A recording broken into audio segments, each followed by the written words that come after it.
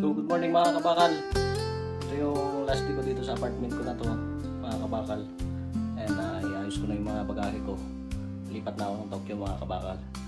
So salamat dito sa apartment ko na to mga kabakal. Salamat sa pagsasama namin. 5 years. Ito yung bid ko mga kabakal. Napaalam na ako sa kanya. Yan mga kabakal. Yan mga kabakal, yung iwan kong apartment dito sa Pukoikin, Japan mga kabakal. Ayan na po yung mga bagay ko. Tara, samahan nyo ako dito sa Pukoiki. So andyan na po tayo sa Pukoiki mga kabakal habang inaantay natin yung sasakyan nating Shinkansen papuntang Tokyo mga kabakal. So hanggang sa, ayan na po yun. Papakating na po siya mga kabakal.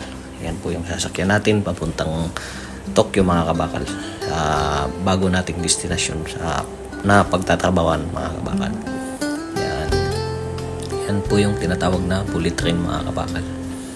Yan, parang aeroplano yung style niya dyan sa loob mga kabakal. Napakabilis po niyan.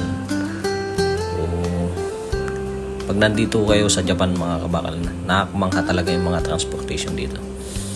Talagang hindi ka malilit kung saan ka pupunta kasi may oras po yung mga alis mga yan mga kabakal. Hindi po kagaya nandyan sa Pinas na punuan. Dito po ay oras yung sinusunod nila mga kabakal. So yan mga kabakal, buti na lang bungad po yung naipareserve nating mauupan mga kabakal, kaya hindi tayo ganong nahirapan sa ng mga bagay natin. So yan mga kabakal, ganyan po yung loob niya mga kabakal.